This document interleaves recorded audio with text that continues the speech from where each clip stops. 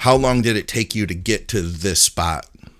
I probably did 2 or 3 warm-ups, so because it's not a very heavy weight, so Okay. I probably did 2 warm-ups before doing this. Progression on everything, I get asked all the time. It comes down to, well, where are you going? So when I'm doing, a deadlift with 750 pounds, obviously that might be 5 touches before I get there. Yeah. Whereas if it's something that I'm not as strong on, you're going to see a lot less. What's up, guys? We've got an It's Just Bodybuilding Reacts without Ron Partlow. I'm Scott McNally, and of course, I'm here with Dusty Hanshaw. Dusty, we need to let everybody know to like, share, subscribe, comment, and ring the bell. Of course, our programming is brought to you by IamMutant.com. You can use codes BigRon20 or Dusty20. Get some savings, support the show. Mutant supports us, we support them. We've got a fun one, Dusty. I think this is going to be a little bit more educational today, right? And entertaining, I think, for everybody who's back from the board days and was at Intense Muscle. We're gonna watch you training with Dante. This is some DC stuff. So I say, well, let's just jump straight into this. This is at your page.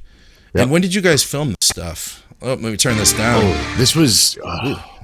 This had to have, this is 5-6 years ago. I went out to San Diego, met Dante at this gym, and it was actually an awesome gym.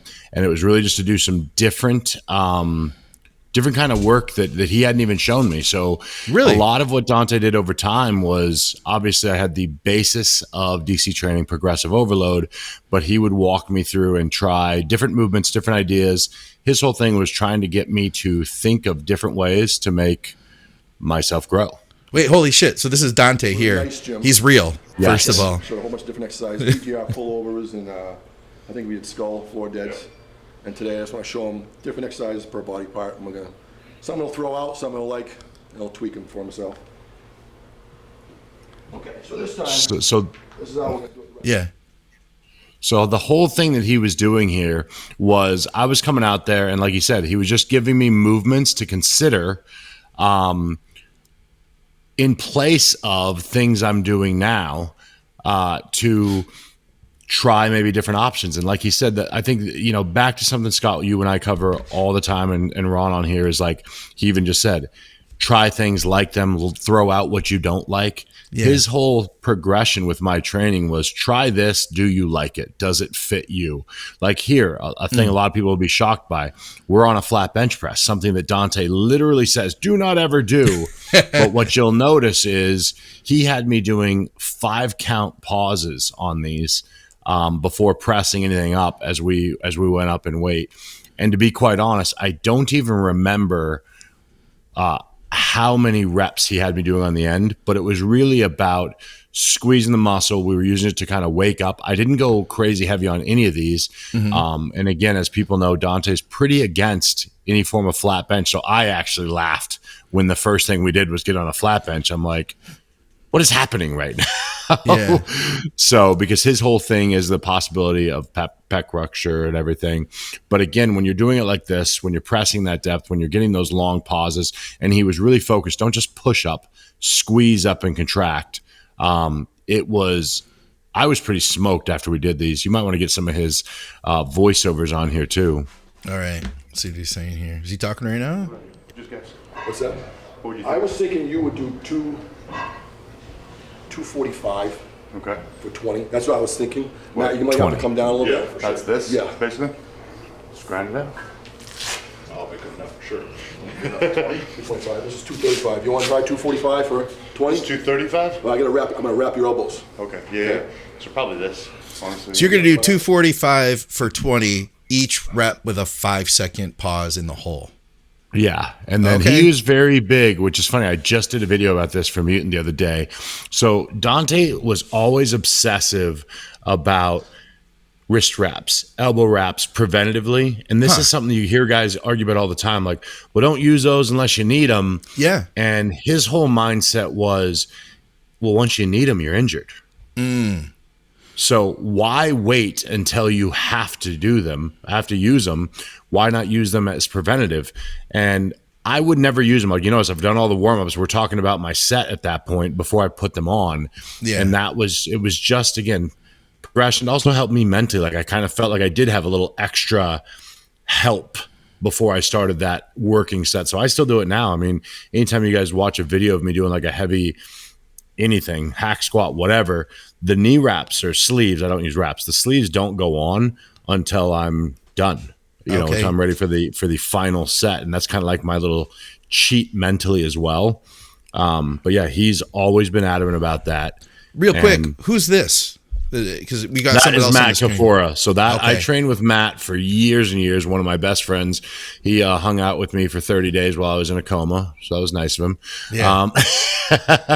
But yeah, we got him out, and Matt was one that I worked with Matt when he was 18 years old. His beard's better than yours. I'm sorry, but I got to tell you, you, his beard is still better than mine. His beard is better than that now, and even at my best, it was better. It's quite sad, Yeah. And he has hair, so there's a lot of things I don't like about Matt. Yeah. So you're getting. Is this going to be your working set here? Yes. Yep. This will be a working set. All right. See that tricep right? That discoloration. Yeah. That is from a bad. We'll call it pin safely. Of Winnie. So everyone out there, never put Winnie in your body. That was the last time I ever took anything. 6 weeks out from the USA's in 2013, and almost took me off the stage because that discoloration was there for years. This was probably 2 or 3 years later. Oh, no kidding. When you're seeing this. So. What I was going to ask you is, so if this is your working set, there's been cuts here. How long did it take you to get to this spot? I probably did 2 or 3 warm-ups, so because it's not a very heavy weight, so I probably did 2 warm-ups before doing this. Progression on everything, I get asked all the time. It comes down to, well, where are you going? So when I'm doing, a deadlift with 750 pounds, obviously that might be 5 touches before I get there. Yeah. Whereas if it's something that I'm not as strong on, you're going to see a lot less. Now, I'm assuming this is also going to be, just so everyone knows, it's a rest pause of 20. You're not going to see all those reps, but I'm hitting maybe 11 or 12 on the first push. And then we rack. I take, 10, 15 breaths, lay back down, go again. So when you hear that number 20, I don't want to be thinking like, wow, so you put 245 on there and, busted out 20 reps. Like, nah, that's not how it went down. Wait, you mean like 20 total reps within the rest pause? So it would be like 11 on the first, 5 or 6 on the second, and then 3 or whatever on the last. The goal would be getting to 20. And see what he does is get me that very last rep. And then on this, he's even pushing me through extra. For anybody else, if it wasn't with him, that would have been the end of rep for me, one before this. Yeah. I'm like, do I get to go? Matt and I were on the same page. I'm like, I got a minute. Okay. We're going to add 225 don't feel like 4 sets of those. 4 reps of those. We're going to pretend it was 20. Yeah. Oh, so he actually did. He had me run through 16 of those just now. So we go, that was 225? What do you think, 215 then? Oh, you're going to do like a back off set now, or what are you doing next? No, he was just talking me through. So what we worked on, this was something he had me using to kind of get the tissue going. So I actually did 16 reps straight there, apparently. I could not even dream of doing that now. No? Yeah, not anymore. So the whole idea with some of these things when they are higher reps that he had me do was you needed to get to them.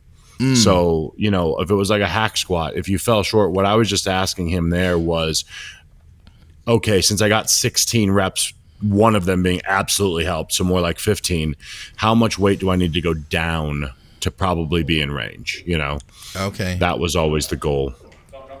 No, this is a stretch movement that he had me doing. He's just showing me a different way to stretch, which for me, that was obviously brutally awkward. My left shoulder was reconstruction basically on some level when I was 18 years old, so range of motion has always been nuts. How important was the stretches for you? Because I know that DC had a lot of the weighted stretches throughout the program. Do you feel like that made a difference in your physique, and do you still do those now? Extreme stretching to me is a must because it kept me safe. I always kind of compared it, and in my mind, whether or not someone thinks this is true or not, which is I was giving the muscle room to grow. I look at it as like a snake in a cage, you know, it can only grow as big as the cage.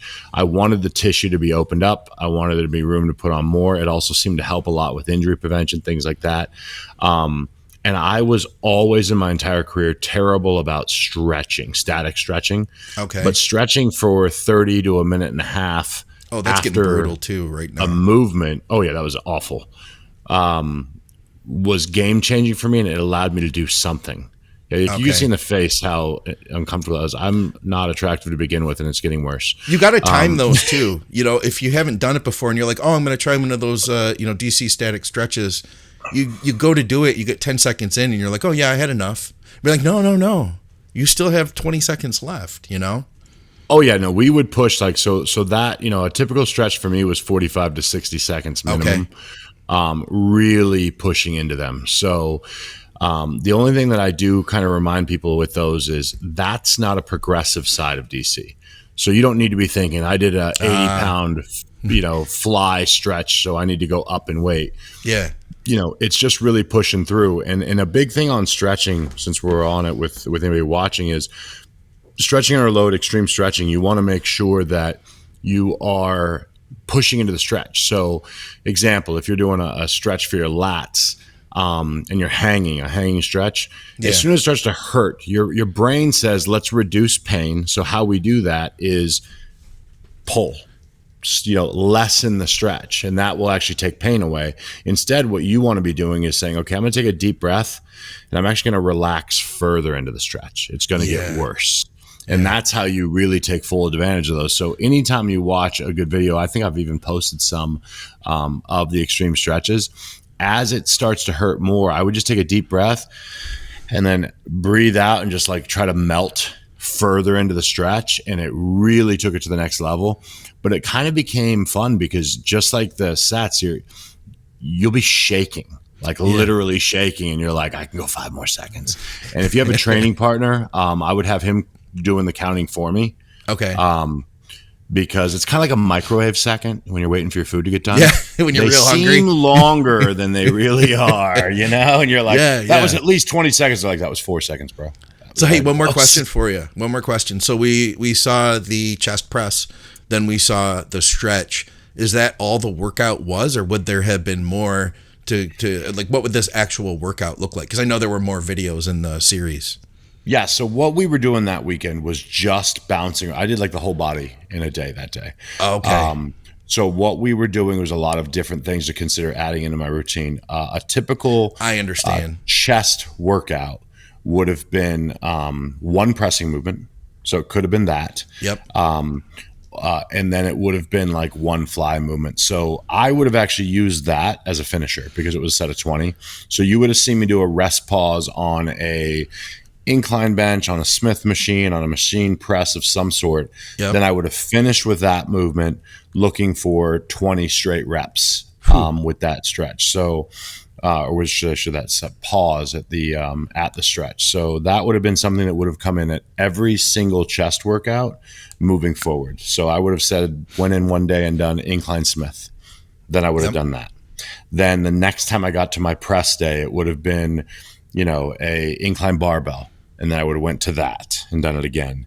And then the next workout could have been a machine incline press, and then would have went to that and tried to do 20 and work those up. We did a lot of different ways. That particular one, now I just kind of looked in my notes while we were watching. I was actually using as a way to follow through. My light just went out. It wasn't you. I was actually using that to where every time I would go to it on a progressive workout, I would try to increase the weight a little bit and let the reps drop. Okay. So it started at 20. Then I added a little bit of weight and it went down to, 18, 19. Then I added a little weight the next time and it went down. And the idea was by the end, I was doing that with 6 reps. Oh, shit. But now we're into well over 300 pounds while we're doing it with the pauses. And those really seem to work for me. I did a very similar thing on machine flies where we would add weight. And I was doing those with a 5 count pause at the stretch. Yeah.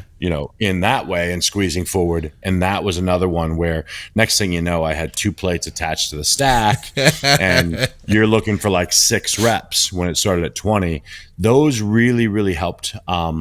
But again, the key with progressive overload that we've covered in the last one is you had to be very, very, very vigilant in keeping the form the same, keeping the tempo the same, keeping the pauses the same. Everything has to remain the same. And that's what I hate about the confusion with progressing is people they get a little sloppy, or they wait a little longer before they're set, or their rest pauses instead of 10 deep breaths are a minute and a half. And it's like, well, you're not getting stronger. You're just kind of cheating. Yeah. Yeah. All right, cool. Well, I hope that this gives people some more insight and gives people ideas. We always talk about getting more out of less weight, or trying to get the most out of the weight you're using. I'm telling you, man, I mean, I've done something similar with the barbell, being limited with the home gym. There's only so many exercises I have. I have one of those Elite FTS shoulder saver pads, so it only comes down so far, and I can rest it off my chest and then do similar things, like say, do like a really slow 4-second negative. Not 4 count, but like 4 4-second negative. Yeah. With That's hard a long drive time, up. people. But I can fry my pecs doing that with far less weight than if I were to use just a traditional pressing movement. I can only imagine what you'd be pressing with that straight barbell if you didn't have to do. If you did, it's like putting a governor on it to make it harder.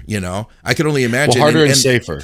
I mean, I was gonna say, what would happen? Where would you have hurt yourself at one point because you'd be using so much weight?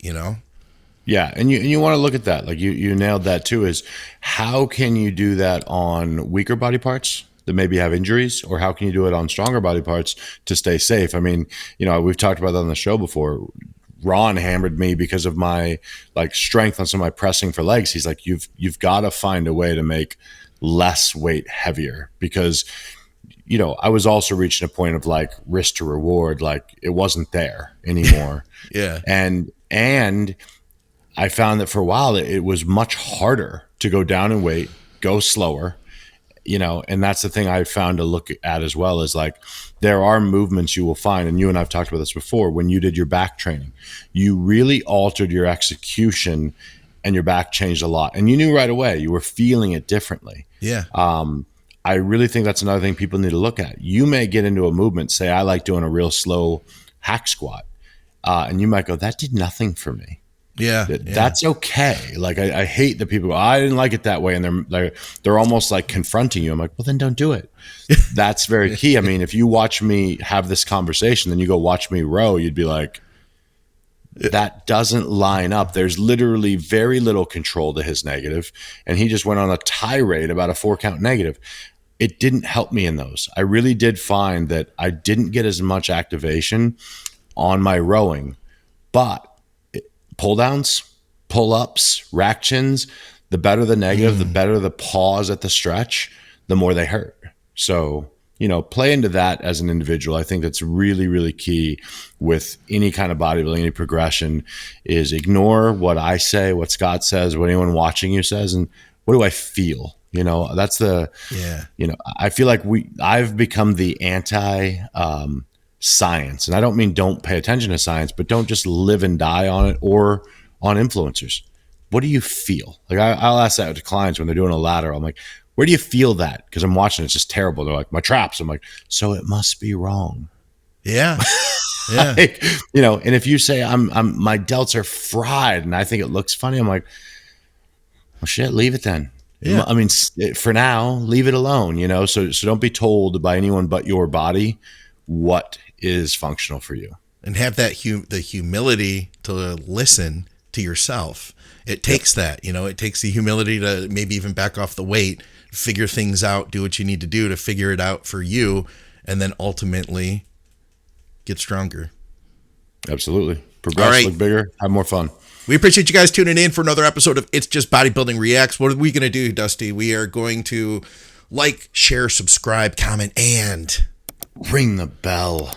And of course, we are brought to you by IamMutant.com. You can use codes BigRon20 or Dusty20 to get some incredible savings. Get the Mind FK. I'm seeing that ad pop up all the time now on my. It's getting out there, man, and I'm seeing more and more people are using it and getting to have that experience. Are you still doing? How much do you take now of that when you? I do a full train? scoop. You do a full of scoop that, and that is every day. And I will say, for those who are wondering, I've actually stopped using All In, and I only use this product.